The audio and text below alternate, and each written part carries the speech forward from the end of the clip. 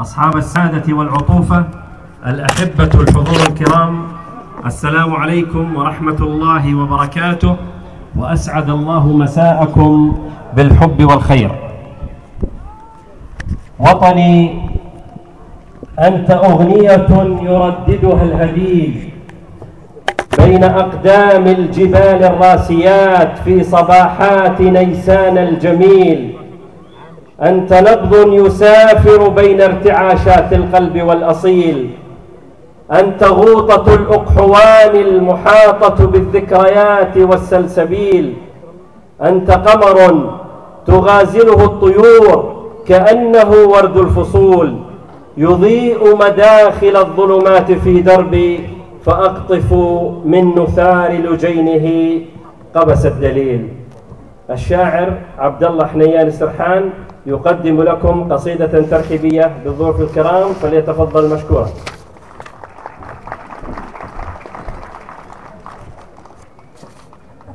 بسم الله الرحمن الرحيم. عطوفة نائب مدير المنطقة الحرة السورية الأردنية، الأخوة الحضور، الله يمسيكم بالخير الجميع. تجهزي يا عروس الشعر يا الدرة، يا بنت بحر القصيد وأمك أمجادة، يا ريم تسرح هنا وهناك من غرة، لك حق وانتي على الجزلات والرادة. يا أحلى ذهب انت لو انفاضت الصرة، ما عيب البدو كان الشعر زوادة. يا أحلى ذهب انت لو انفاضت الصرة، ما عيب البدو كان الشعر زوادة. اليوم يومك تعالي وانتي الغرة، في مجلس حالي الطيبات مقعادة، مجلس بهالأنفس اللي حيل من سرة، كل ما يطول السهر يحلو بزيادة. يا النائب العام مرحب يا أهل الحرة، بكم يزود الفرح يا السادة السادة.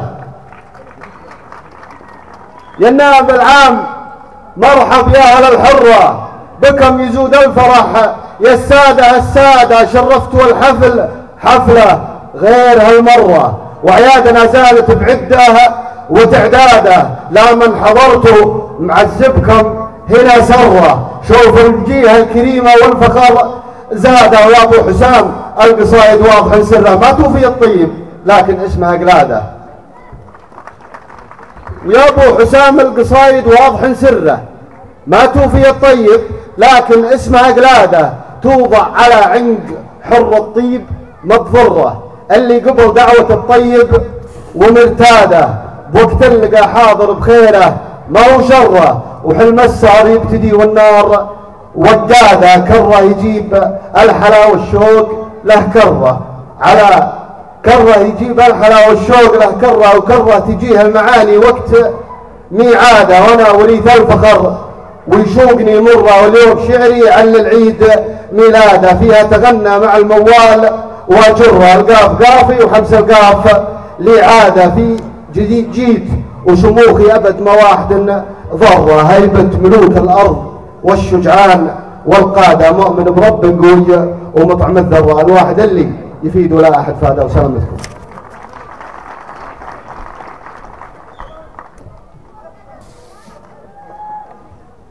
ها نحن نستقبل الليلة الثانية شعرا ونثرا يحملها مهرجان السرحان، وعلى دوحته الوارفة تحط بلابل الشعر، تشدو بأعذب القصيد وتعطر ليل الصحراء ببوح التغريد. على رمال السرحان تبرعم القصائد وتسكب القرائح وتهتك أستار الليل، وتسكب هواجس النفس على حبات الرمل الهاجعات، لتعلن أن الصحراء ستظل تنبت الرجولة والعز وأعذب القصائد. الآن يتفضل عطوفة راعي الحفل الأستاذ خالد رحاحلة بإلقاء كلمته مشكورا.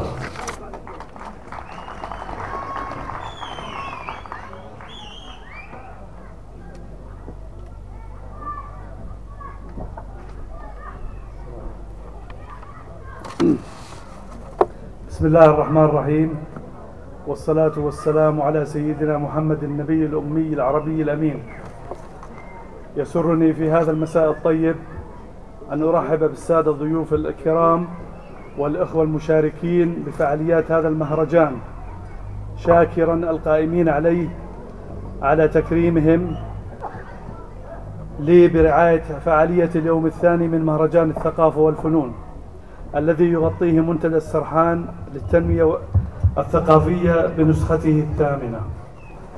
لا بد هنا من الإشارة إلى أن مثل هذه المهرجانات الثقافية والفنية تعكس بشكل واضح وجلي تقاليد المجتمع وعاداته، وتحكي عن طموحاته وإنجازاته. وعلى مدى التاريخ كان للشعر والشعراء حضورا في ذلك، حيث نظموا الشعر الذي يحكي عن البطولة والفروسية والانتصارات، وعن الكرم وعن الشجاعة، وعن الأفراح والأحزان والعلاقات والعادات، ولم يترك مجالا من مجالات الحياة إلا خاض فيها. وكذلك الفنانون والأدباء بمختلف صنوفهم لم يكونوا ببعيدين عن تلك المناخات، وكانت وستبقى لهم صولات وجولات. وهذا يعني أن الثقافة هي مرآة للأمم والحضارات، وهي أيضا طريقة للاطلاع على تقاليد الشعوب الأخرى وعاداتها والإفادة والاستفادة منها والترويج لها داخل المجتمع الواحد ومع المجتمعات الأخرى. وقد كشف وأبرز الكثير من الظواهر السياسية والاجتماعية والاقتصادية للأمم، وما وجود نخبة من الفنانين والمبدعين من مختلف مدن هذا الوطن إلا دليل على التلاحم والتماسك وروح المحبة التي تسود أرجاء الوطن الغني بإنجازاته الكبير بطموحاته، ودليل على أهمية العمل التطوعي والاجتماعي التي هي سمة بارزة في مجتمعنا الأردني. وكذلك فإن احتضان المهرجان لنخبة من الشعراء من الوطن العربي الكبير ما هو إلا دليل على كرم الضيافة وروح الأصالة والنخوة العربية والتآلف بين شعوب هذا الوطن العربي الكبير الذي تجمعهم مبادئ الدين والتاريخ والجغرافيا واللغة. فأهلا وسهلا بضيوف هذا المهرجان الذين هم ضيوف الأردن والأردنيين في عرين الهاشميين، وحمى الله الأردن والأردنيين وضيوفهم في ظل راية عميد آل البيت جلالة الملك عبد الله الثاني بن الحسين، متمنين لهم ولكافة المشاركين تقديم المزيد من النجاحات التي تساهم في إثراء هذه الفعالية وإغناء هذه التجربة. والشكر كل الشكر للقائمين على هذا المهرجان الذي ينظم بمبادرات وجهود ذاتية من أبناء المنطقة، وكل الشكر على تقديرهم للمنطقة الحرة التي تعتبر نفسها جزءا من هذا المجتمع المحلي وتحرص على تقديم الدعم لأبنائه. والله ولي التوفيق، والسلام عليكم ورحمة الله وبركاته.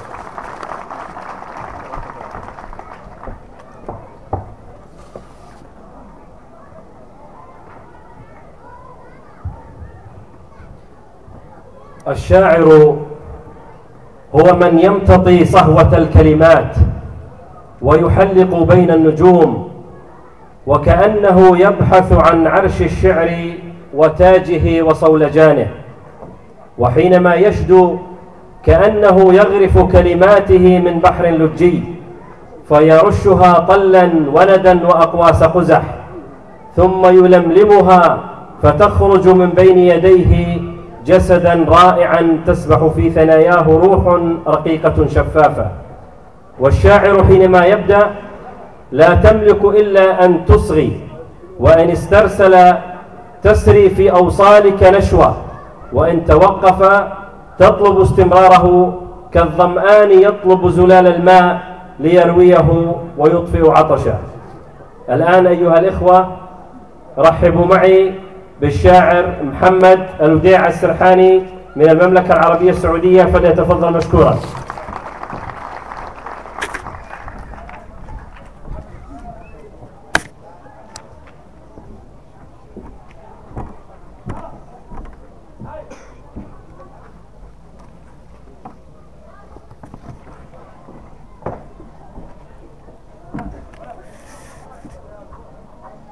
مساكم الله بخير. وكل مهرجان والأمة بخير. من جوف المملكة جيت بلسان قبائل أهل المملكة بالنيابة بإحساس عبد الله مع شعور سلمان، وعن ساكنين أرض النبي والصحابة، وكل من أشواق السراحين مليان، كل بعث تحيته في غيابه. عز الرياض العاصمة عز عمان، متجاوزين حدودنا بالقرابة. المملكة والمملكة زي هاتان، التاج والسيفين توأم مهابة. المملكة والمملكة زي هاتان، التاج والسيفين توأم مهابة. عبد الله وعبد الله الثاني اخوان، الدار وحده والاسامي تشابه. يا طيب دار الهاشمي بين الاوطان، الأردن ابن حسين حامي ترابه، وانا هنا بمغير الذيب سرحان ما كني الا بين سحم الذياب. وانا هنا بمغير الذيب سرحان ما كني الا بين سحم الذياب. جيت بضيافة شيخنا عالي الشان اللي مشرع للمخاليق بابه، الشيخ ضيف الله من الشيخ فرحان، نفس الطريق اللي مشابه. مرحوم من خلف لنا طير حوران، عز الله انه يا فهد عز نار. يوم انها كانت على سرج وحصان، راعي البويضة والله راينته خاضه. لا ثار دخان المعارك كحيلان قدام، والموت الحمر ما يهابه. واكبر شرف للشاعرية ولوزان، واكبر فخر للشاعرية ولوزان، لجاك شاعر يفتخر له بلابه. وانا فخور رافع الراس الآن مع انكم فوق الشعر والخطابة. قصايدي فيكم جزيلات واسمان، صغيركم يرفع قدام الكتابة.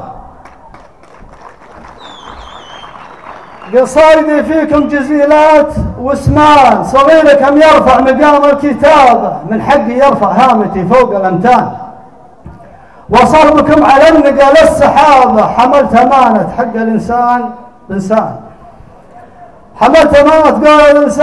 بإنسان، تاريخ والتاريخ كل حسابه. واختم بشكر فلان وفلان ومو بها أخص حظ الجناب. سلامتكم.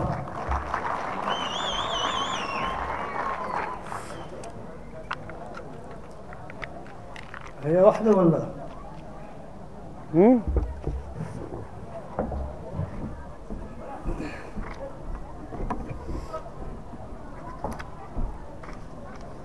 قالوا متى ضاقت عليك الإجابة؟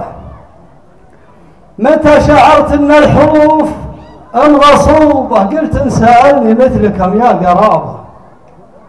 عن غربة 15 عام نوبة، هذه هي اللي باب الأوجاع باب، هذه هي اللي تنسأل للعقوبة، وهذه هي اللي تستفز الكتابة. لا والله إلا فجرتها عذوبة. الجوف وسط الجوف ما ينحكى به من يوم ما كانت للأسلاف جوبة. الجوف وسط الجوف ما ينحكى به من يوم ما كانت للأسلاف جوبة. هذه على ما قيل ما به وما به. الجوف أموت ما طرقني هبوبة. أرض الغلا والشوق وأرض الصبابة، يا زين توجيه السفر دوم صوبه. يبدأ ورا زلوم وجه التشابه بين المحب وبين شوف محبوبة. أما شعور المفخرة والمهابة تبدأ على مدخل سكاكة دروبه. ويا لعبلي جو قارة عتابة، لا يبعد جو البحر والرطوبة.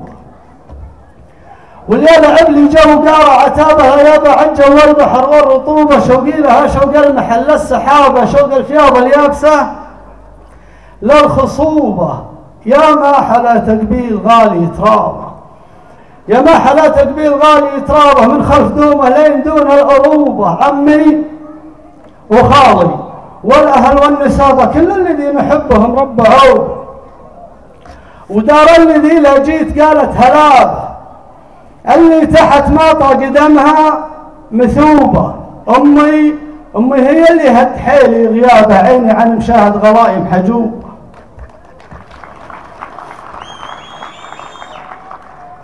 أمي هي اللي هد حيلي غيابة، عيني عن مشاهد غرائم حجوبة، بين الظروف وبين مشاهد جنابه، إيه الغريب من البطا شد ثوب، وعمري اللي راح ماضي شبابه، من غربها لشرقها مع جنوبه، هذا بلا قلبي وهذا عذابه، وخاف اموت والعيون معصوبه. السلام عليكم.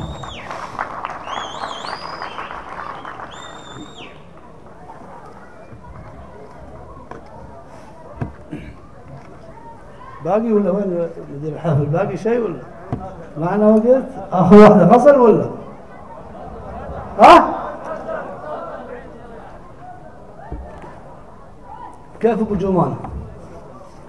ثنتين او بنتين وسط رياضهن وقفني، ثنتين وسط رياضهن وقفني، مدن لي يكفف الهوانم وشدن، حاولت اجنبهن ولا جنبن، تقلنهن لابن الشمالي تحدن، حاولت اجنبهن ولا جنبني، تقلنهن لابن الشمالي تحدن، عن طوري المعهود ما طلع عني، خويهم بعد 30 دين، من عمل اول ملتزم واشغلني وعجزت اصد عن البنات المزين، من عمل اول ملتزم واشغلني وعجزت اصد عن البنات المزين، من دلعنتهم يا عليهم تثني، معطول زولين البنات تثنن، الموت يوم عيونهن غازلني، الموت يوم عيونهن غازلني، والموت الاحمر طبعهن ما يتغشن، شوفوا وش اللي صار يوم اسألني، اذكر صحيت بصوتهن يوم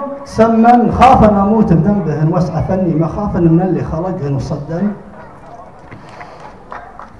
واحدة تقول انت الذي ممتحني، والثانية قالت انا ابيك تنجن، قلت الجنون وصار بس اتركني، روح قبل ريف الشمال يتمدن، قالت حديهن ما تبي شيء مني، قلت امسكي بيد الخوية وقفل، قمت اتثقل يعني اني وكني، وانا بعز ام الطناخه تعدن راحا، وقلت اقول ما تاخذني، راحا وقلت اقول ما تاخذني، قالن علينا، قلت ولا على من، تضاحكا ثم استدارا وجني، ولينهن حلن على يوم ردا، في كل ابو شيع تقل ضيع عني، ضاعت علومي بينهن واستبدن، قاما على وضحن يبتدن، المترفات الغاويات الملسن، يعني كذا شكل الثنائي نوني،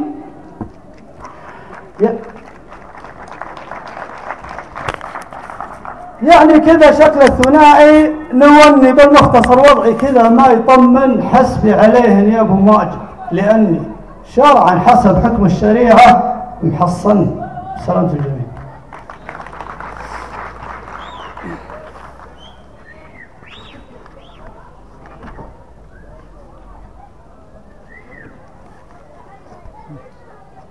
شكرا للشاعر محمد الوديع السرحاني على هذه القصائد الجميلة.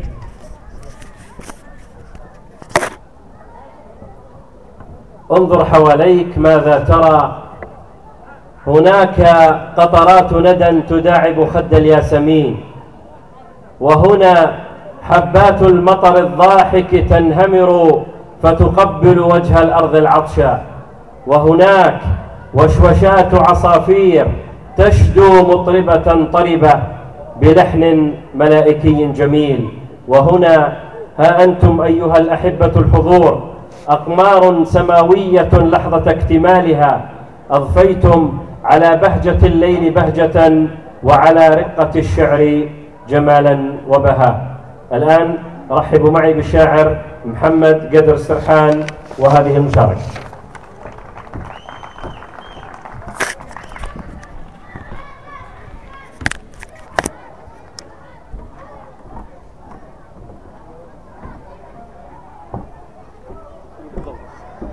هذا الضوء ما كنا.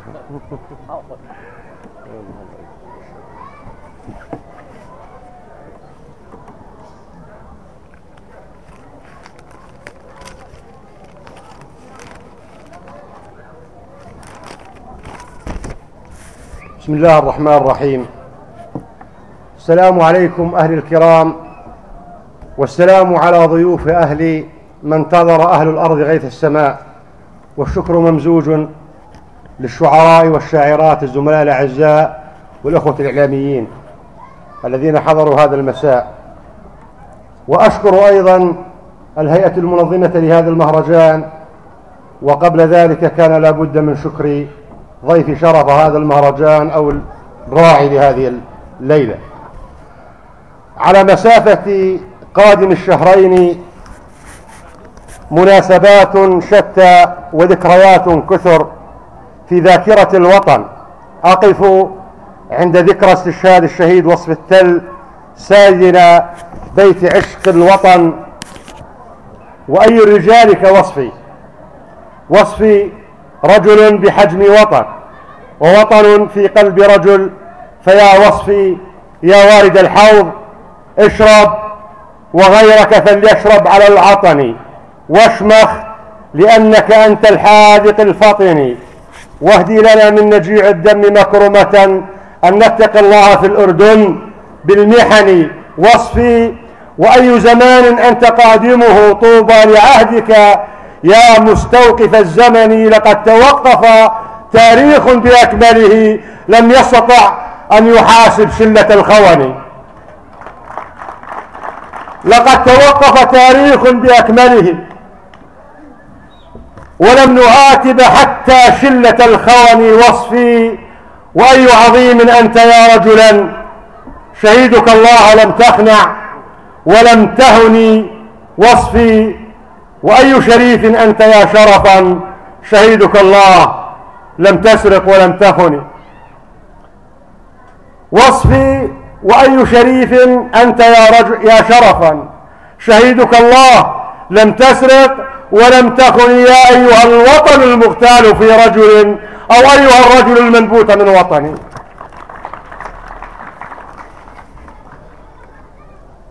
يشح الشعر وسأنثر قليلا في حضرة هذا الرجل العظيم. يشح الشعر مثل ما شح بطن سعدي الجابري فلم تنجب لنا روحا كروحه، وشامخا مثل وصفي فربما أنه لن يتكرر، لأننا في زمن يغتصب اللص لصته لتلد لصا مثله. فتناسلوا وكثروا، والكثرة يا وصفي ترعب الشجعان. وصار الشرفاء وزمنهم أماني وأحلام للفقراء، لأن النصوص لا يقرؤون من القرآن أو حتى من سورة يوسف إلا اقتلوا يوسف أو اطرحوه أرضا يخل لكم وجه أبيكم. لكن عرار الذي أنجب وصفي لم يغيب أبدا، وأن ترجل قبل ابنه. فعرار من قال سيمت بلادي ضروب الخسف وانتهكت حظائري واستباح الذئب غطعاني. لا بارك الله في قوم عرفتهم بعد التجارب أعداء لأوطاني. وأنا أقول يا مصطفى التل هم فيك أبكاني، وما تحداك من دهر تحداني في غير ذي زرع أو ذي أنثى. أنا ذا أشكو النوائب في منفاي وحداني. لا وادي الغفر فيه اليوم ناطفة ولا بأيدون دحنون وريحاني، ولا بوادي العرب ظل أفيء له ولا بحوفى طريق الوجه يلقاني. يا مصطفى التل لا قمحا بسنبلتي عن النماء تعطم رحم حوراني. وجود مائي لا ماء به فلقد تدنست ماء راحوبي وهيداني. عاث البغاث بأرضي واستبيح دمي، وناصري سره ذلي وخسراني. حال البرامكة الأحداث بين أب وابنه، وأبي ما عاد يلقاني. يا رب رغدان اسمعها وقد خرجت. يأبى عليك إله الكون خذلاني إن دبر الأمر، في ليل لتبعدني رفضت صبحا لغير عنك أدناني. يا مصطفى التل ضاق الثوب واتسعت خروقه واستفز الكفر إيماني، باع البرامكة الأحداث قبر أبي وقبر جدي وريضاني، وقيعاني باعوا مرابط خيلي والجواد ثوى في مربط الهون في ذل وتصفاني، باعوا كرامة طهر الأرض شرذمة ما كان همهم خيرا لعماني. جوع الفقارى وعهر الرابضين على أنفاس دابوقهم تغتال وجداني، العازفون على أوتار فرقتنا زورا وكذبا بلاد العرب أوطاني. يعطيكم العافية وشاكر جدا لكم، الله يعطيكم العافية.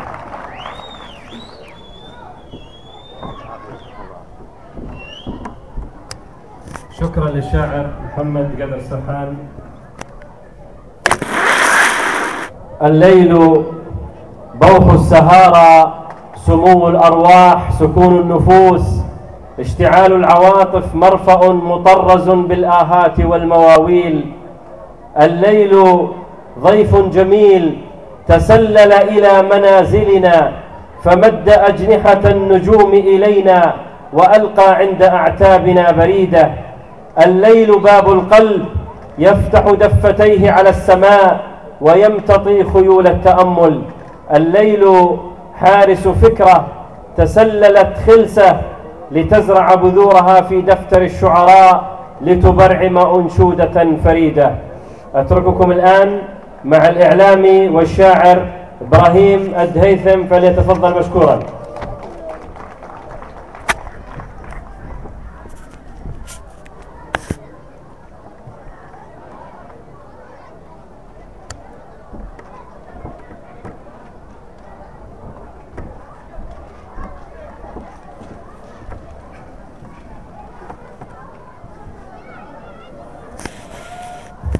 الله يسعد مساء الجميع.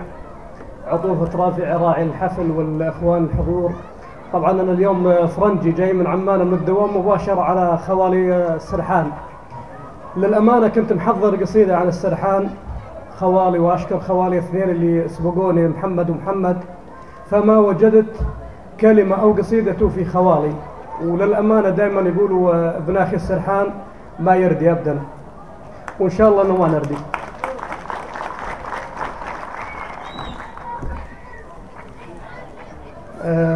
طبعا الراية لها قيمة معنوية عند المسلمين وعلى دور الرسول عليه الصلاة والسلام، لدرجة أنه جعفر الطيار احتضن الراية. يعني في النهاية الكل يعرف قصة جعفر الطيار وقصة احتضانه للراية، وسمي جعفر الطيار على الراية.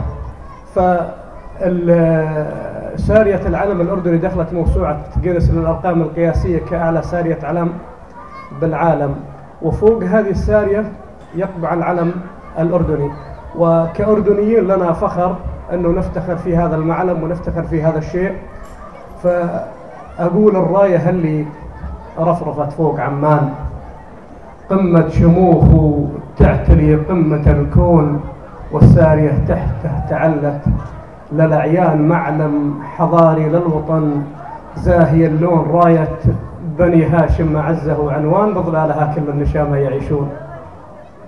دونه أسود كاسرة يوم الأكوان، من طبعهم دون الكرامة يموتون، والأردني حر ولا يوم ينهان، مرفوع راسه بالشدايد يسدون لجابه الطاري على الصدر، نيشان له موقف واضح ولا يقبل الهون، ومن فضل ربي خصنا بمرتفع شان الهاشمي، عرشه على العز مصيون ملك، ملكنا بطيبة الفعل إنسان، وشلون ما نعزه ونغليه وشلون.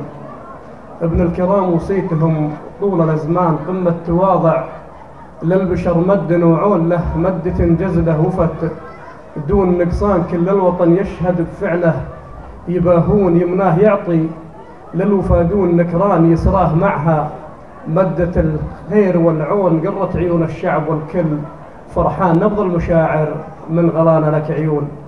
ومن جود مداته فتح باب ديوان يقضي به الحاجات والكل ممنون، والجيش ساهر حامي حدود الأوطان، كل المحبة والولاء لك يمدون. أما صقور الأمن نبض وشريان، عز المواقف باللوازم يوفون، ومن يعبث بأمن الوطن دوم خسران، يلقى النشامة كل فعله يصدون لجل الوطن، كل انقضى الليل سهران صاغ ومفاخر تشبه الدر مكنون، وتبقى الراية عزنا فوق عمان، ويبقى شموخة معتلي قمة الكون.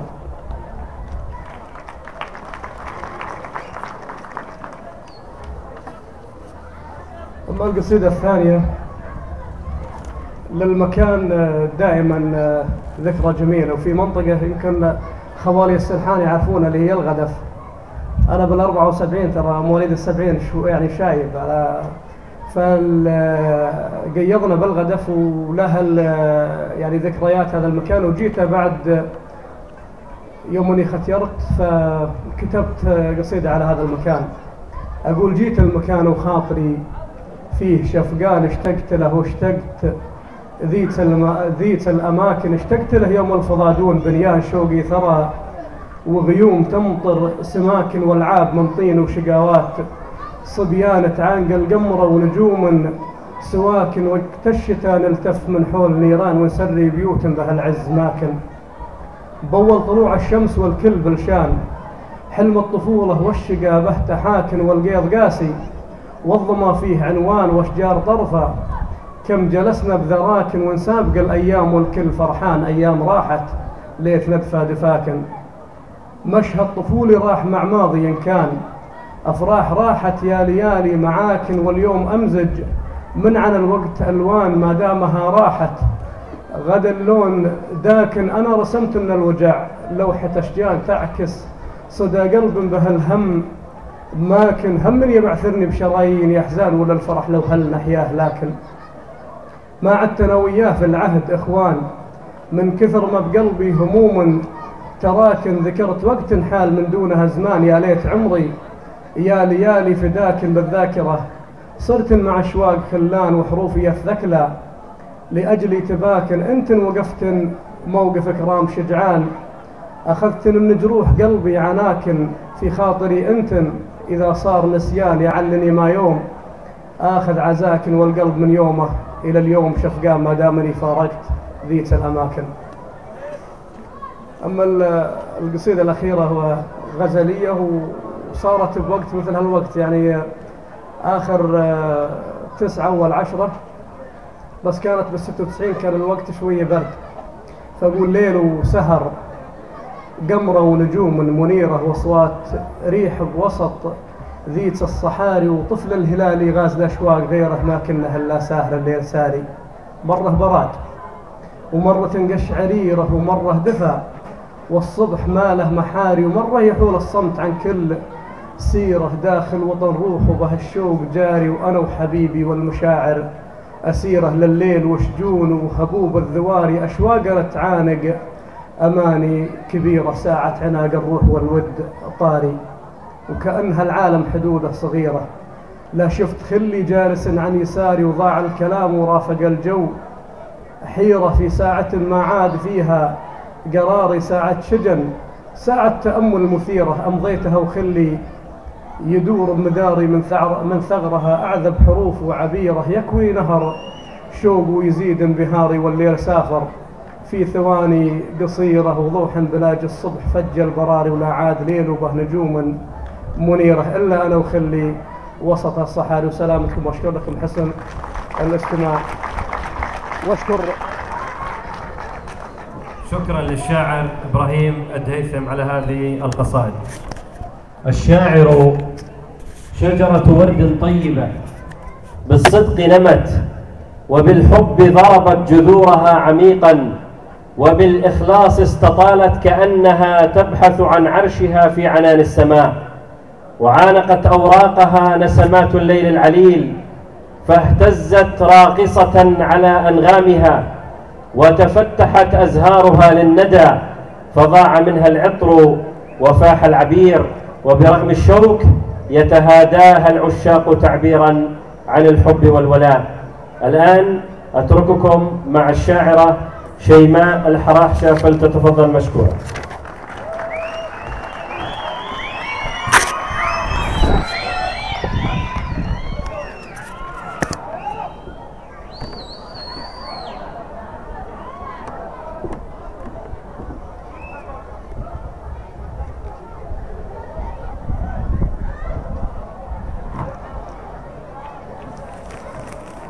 مساكم الله بالخير.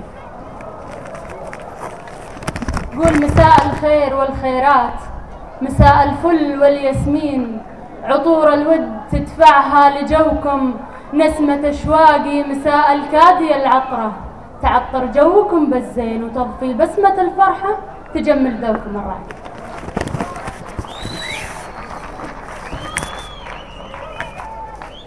أول شيء أنا بين أهلي وناسي السراحين، أنا حسنية والسراحين بصيانة. ثاني شيء أحب أشكر المنظمين لهالمهرجان الرائع وأشكر الأخوة الداعمين له.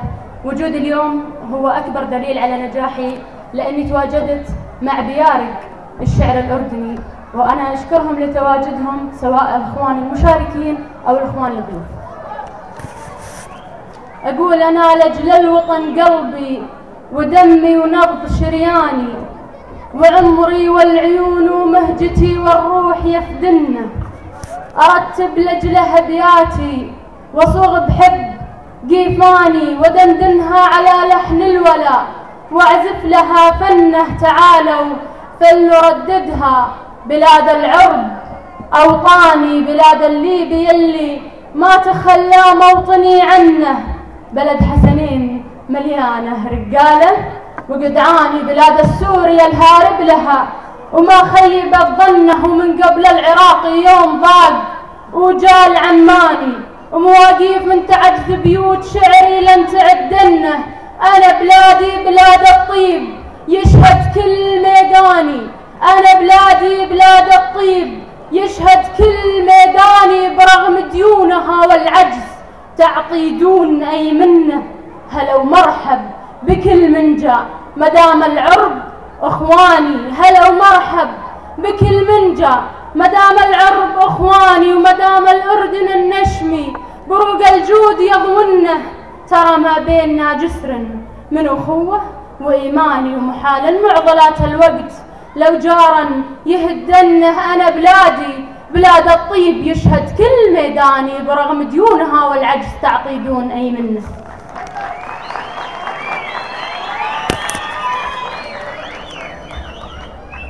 قال العتبياتي عكثر المحبة، ملوم قلبك لو تزايد عتابه، يا شوق قلب ما نسى من يحبه، بس الليالي يلغلا ما تشابه.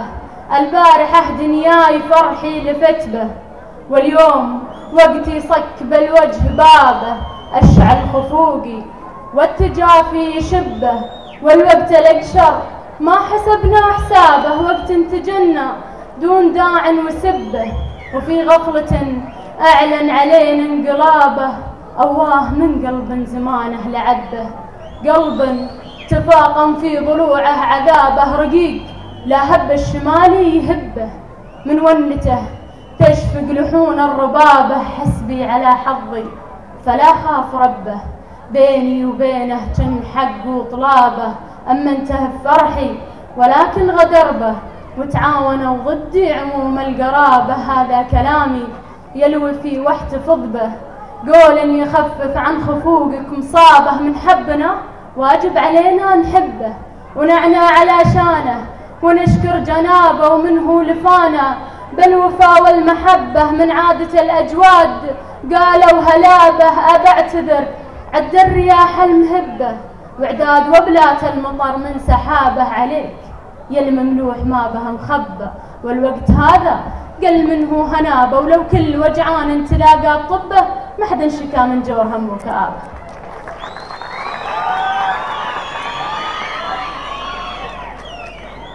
أقول الجو روعة والمزاج معدل، ولا حولي إلا نصر جنبه نوره، يفوح الشعر من دلتي واصبه، بأبيات جزلة منمقة مسطورة أرضي بها جمهور ذوقه راقي يسعد مسا الشعر ومسا جمهوره.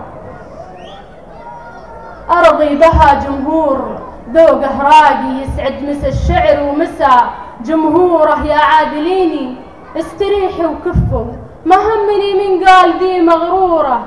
لبى غروري وكبريائي ولبى زول الجميل وطلته وحضوره.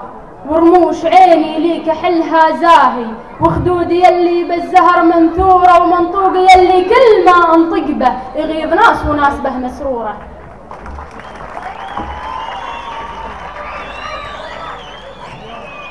ومنطوقي يلي كل ما انطق به يغيظ ناس وناس به مسرورة. والغايضين علاجهم بهمالي واذا طفشت العب بهم كالكورة. ومتابعيني علني معدنهم محتجت انا في ودهم لمشوره. لأعمس ظلام الليل جوني كنهم للدرب صاروا هم مشاعل نوره. يفداهم اللي جاهل في قدري ونفوس مني تسطلي مقهوره. يلي تفكر تنتقد في شيمه ارتاح لاني بالفعل مغروره. سلام.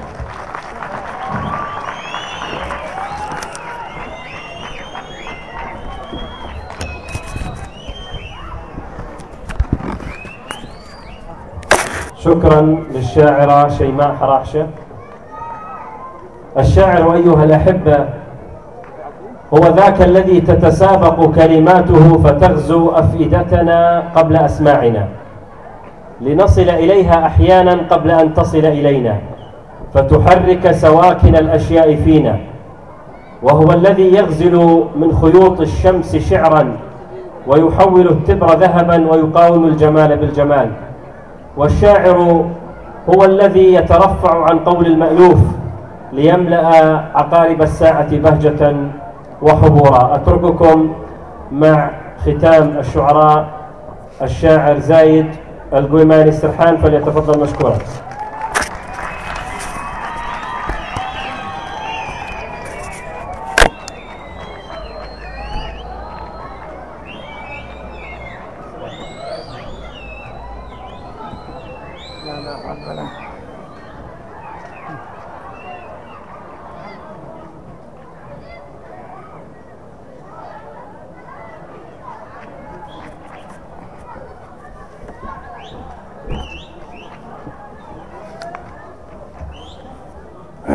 بسم الله الرحمن الرحيم. الله يمسيكم بالخير فردا فردا. طبعا كل الشباب الشعراء والأخت الشاعرة اللي سبقوني دقة جديدة حديثة.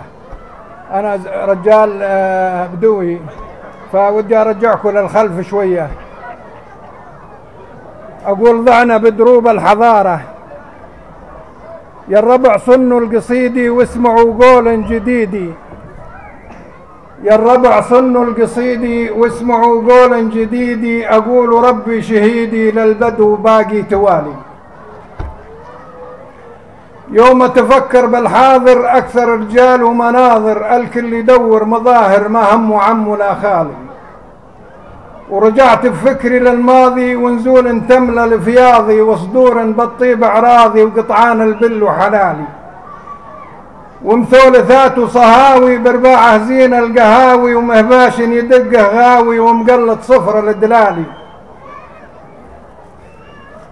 وبالضيف نرحب حي الله ونسقيها الكيف من الدله والحاي الواجب نتله والسمن فوقه شلالي. ضعنا بدروب الحضاره وما بقى فينا نماره والجار يسكر عن جاره وصدقت فينا الامثالي.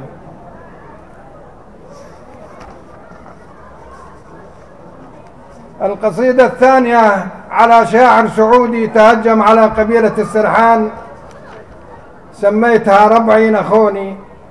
أقول بديت باللي رافع للسماوات الواحد اللي ما له شبيه مثالي. ومن ثم صلي على ختام الرسالات يشفع لنا يوم الحشر والزوالي. ربعي نخوني ولجلهم صغت الابيات وكرمالهم يرخص لهم كل غالي. ونصاح صايح للبويضة مناخات عكفة الشوارب حولوا بالتوالي. وانصاح صايح للبيضة مناخات عكف الشوارب حولوا بالتوالي، وهب النشامة يوم سمعة ومنادات مثل البحر لا جاه ريح الشمالي. قالوا سفيه الناشر له تفاهات يطعن بها السرحان أهل الشمالي، جتنا المسبة من حثالة حثالات أصله ردي ما ينحسب بالرجالي، حيث نذل واللي يقوله خرافات يزور بها التاريخ كذب وضلالي. ترى المسبة للي ينقض حزازات المفسد اللي عيشته بالزبالي، يا معذر بن أهل البويضة برديات الله حسيبك يا ردي الخوالي. عذروبنا حنا نروم البعيدات وحنا قلايد خيلنا بنزالي، كنا زعامة حلف واقرا الكتابات اللي كتبوها حميدين الخصالي. والعيب فينا حبنا للطايلات وقيعان خلنا نروي من الزلالي. الوادي لنا من قبل دور الحكومات، الوادي لنا من قبل دور الحكومات، وتاريخنا يشهد عليها الهلالي. يوم لفوا للجوف كانوا ألوفات وصدوها من السرحان لوها مقلالي. والدين ينهى عن أفعال المعيبات، والدين تقوى واتباع الحلال. والدين يا مسكين ما به فروقات، عرب وعجم إسلام أول وتالي.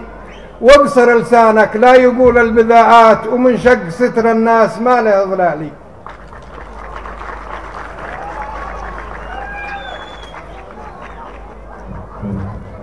في قصيدة سويتها على الشيخ حمد بن جاسم بن جبر آل ثاني رئيس وزراء دولة قطر، لأني معجب بشخصيته ومواقفه لو يعارضني أكثر الموجودين. أقول بديت بلي خالق الخلق قهار، يا منقذ يوسف من لجة البير، وصلاة ربي عد ما هلت أمطار على النبي المبعوث في دعوة الخير. سر يا قلم واكتب بديعات الأشعار، وارسم بيوت الشعر رسم التصاوير، وخط مدادك لا تحير بالأفكار بنات فكري لقبلا كالمغاتير. وخط مدادك لا تحير بالأفكار بنات فكري لقبلا كالمغاتير. وردا تتالا عدهن جيش جرار، وصفهن بالقاف صف الطوابير. واختار منهن من خزيزات الأبكار، وسنين لهن ثني السواني على البير. واختار منهن من خزيزات الأبكار، وسنين لهن ثني السواني على البير. والشعر إن ما قيل بلي لها مكار، ما بحرارة وخالي من التعابير. واكتب مديح بلابة كلها كبار، في آل ثاني طفلهم يولد كبير. وخص منها مبثنا حيد مغوار، كفو بن جاسم يا لطام المناعير. يصار ملي للمعادين بتار، صنديد شاهر من سلالة مشاهير. يا النادر اللي لبرق الريش نثار، عطب المضارب مخلبه كالمناشير. اسمك علم معروف في راسها النار، على المنابر طلتك تشبه الزير. اسمك حمد محمود في كل مضمار، يا المصح اللي دوم مسعاه للخير. رئيس حكومة والسياسة لك مكار، راس المراسي ما تهزك أعاصير.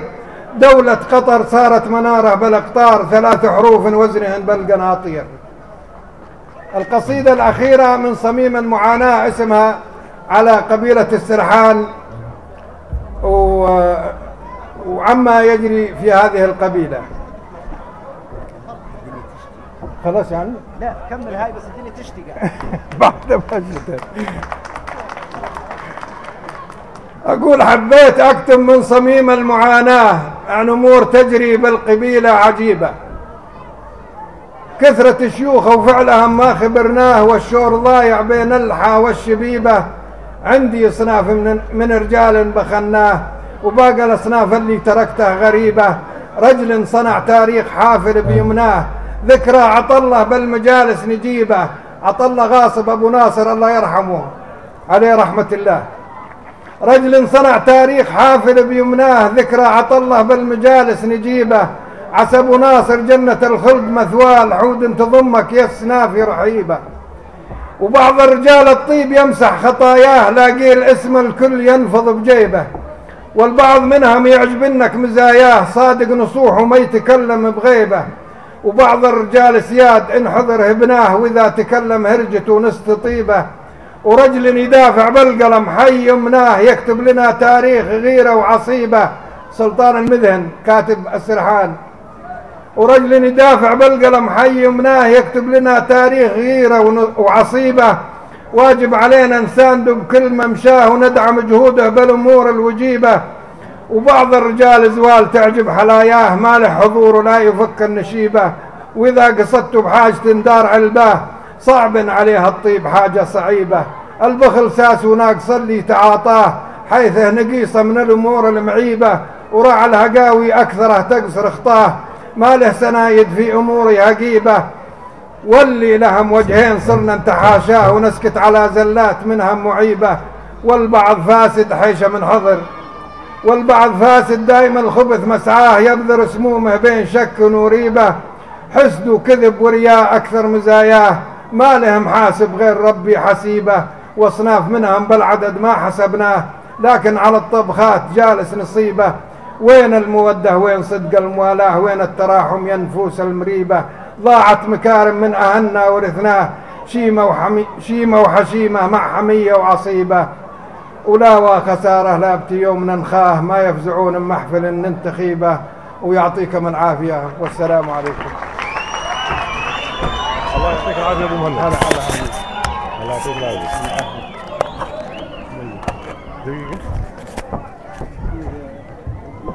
شكرا للشاعر زايد الجويماني. الآن أيها الإخوة أنتم على موعد مع مسرحية فشة غل تقدمها لكم فرقة الفنان حسين طبيشات، بطولة الفنان حسين طبيشات والفنانة نريمان عبد الكريم ونخبة من الفنانين الأردنيين. نأمل أن تنال إعجابكم.